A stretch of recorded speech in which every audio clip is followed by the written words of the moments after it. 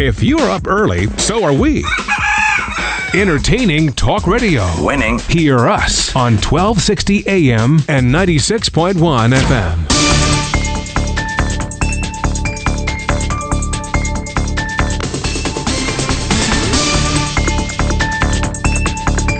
And welcome back to Beyond the Curve, providing strategic insights on international business and international law. I'm Jeffrey O'Brien, alongside Dr. Adriana Sanford. Right now, we're going to talk about cybercrimes, something that affects everybody at all walks of life, big business, small business, and ma and pa at home. Anybody who uses a computer probably has been or potentially will be a victim of cybercrime. Now, while cyberspace has only been around since the mid-90s, the impact has been so profound and sudden that today it's considered one of the great legal frontiers.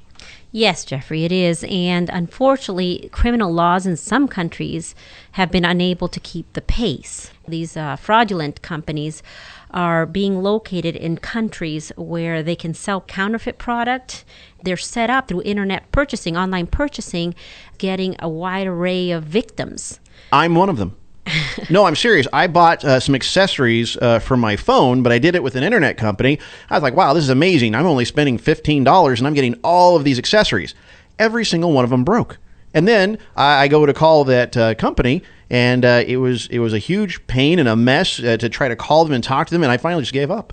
Right, and this happens frequently, and one of the ways that we were able to catch some of these scams was that victims would file complaints with their credit card companies, Visa, American Express. If you file a complaint with a credit card company, you don't have to pay if you explain what's happened. I should have done that. Well, and a lot of people do that, but the sophisticated crooks actually learned how to manipulate this system as well, because they realized that the credit card companies would then go ahead and report it to the government, and they were cracking down on them very quickly and closing them up. So what the crooks started doing is they started using call centers. There would be a little number and a call center so that you could call. I called it. Right, and they will keep you on the phone, and they'll tell you, they'll handle your complaint, and before they tell you basically that they're going to send you a new product or whatnot, they ask you for a whole bunch of additional information. And I got frustrated with that, and I was busy, didn't have time for it. I'm like, you know what, forget it, never mind, I'm just never buying anything from you again, and I hung up. That's where they won. Well, they didn't win. They won because they took all my money and I didn't push it any further.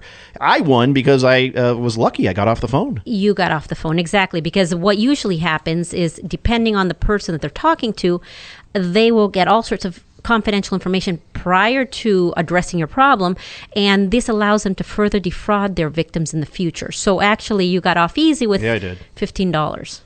Yeah, that I do count myself lucky for getting out there, but there's all sorts of other situations where you can just sort of stumble into it accidentally, and you never saw it coming. You can be smart as the day is long, but they are constantly looking for new ways to get at you. I mean, beyond the financial transaction-related verticals, what are some of the ways cyber criminals are developing to capitalize on us unsuspecting victims? Well, another method is the scareware industry. You've got a virus. You've got a virus. You need to scan this computer and clean it. And you're like, I don't know that program. Right, exactly. They have programs that fake scanning your computer.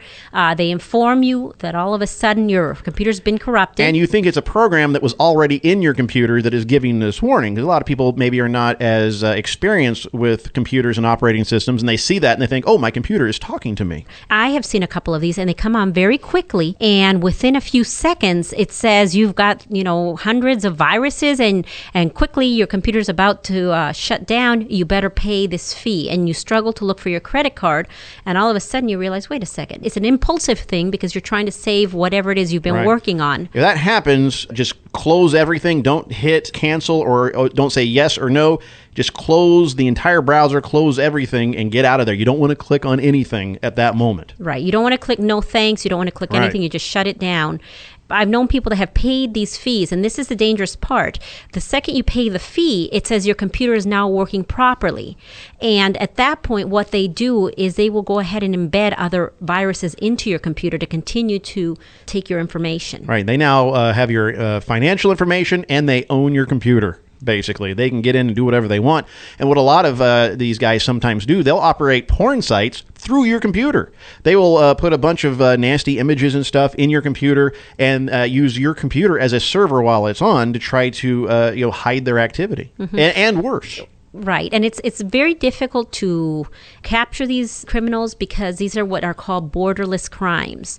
They will weave themselves, their communications through 3 or 4 countries before reaching their intended victims. So complaining is not enough. You need to be proactive. You need to be aware, because once this happens, it's very difficult for anybody to grab them. I've seen some of these internet companies located in countries like the Ukraine, or countries where governments just look the other way, or they're not sophisticated enough to deter it. Speaking of geography, what are the particular trends in that? There's sports things in Brazil or entertainment in New York. Tell us more about that. Right. Well, this is even another method or another way that cyber criminals take advantage and lure their intended victims. They use baits such as a search engine. You may be looking for a job and you may think that you're on Monster or Career Builder, and it looks almost identical, and you'll click on it, not realizing it is not the actual site. And one little letter change in the address on the top still looks good to you. If you're not really paying attention, you're now on a foreign site and giving them all your information. Right. They have all sorts of fixed strategies to capitalize on trends. Right now it's unemployment. Another one is, if you live on the East Coast, it's going to be entertainment in New York, or it's going to be the headline of the day, Chelsea's wedding. Sexy pictures of Jeffrey O'Brien. Or the release of the iPad, Apple's new iPad. That would be one that they could use as a bait. So be careful and, talk to your kids about it, because your 15-year-old may be clicking on current events such as the World Cup.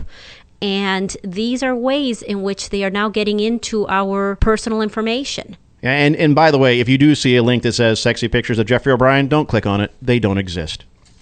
So the private sector, shouldn't they be assuming a more proactive role in ensuring a safe and secure online environment? Well, they are in some countries more than others. The issue is law enforcement is often impeded by national borders, and cyber criminals are not.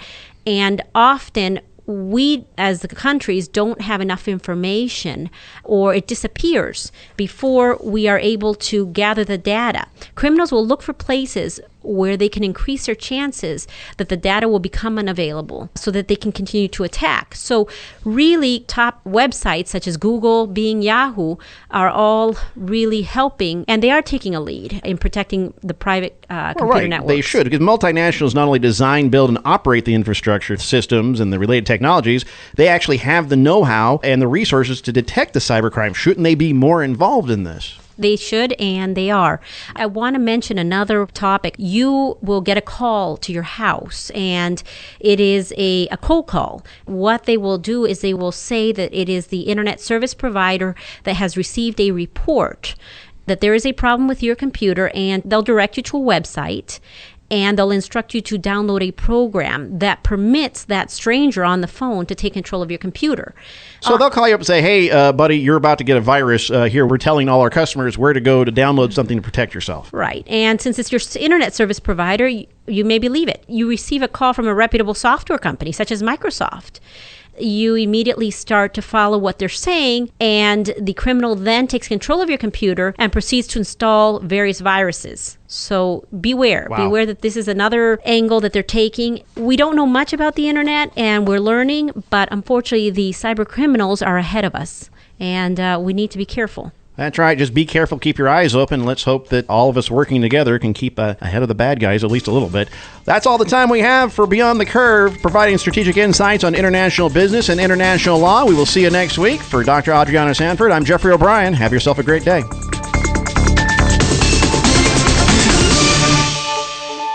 NBC 1260 is KBSZ, Apache Junction.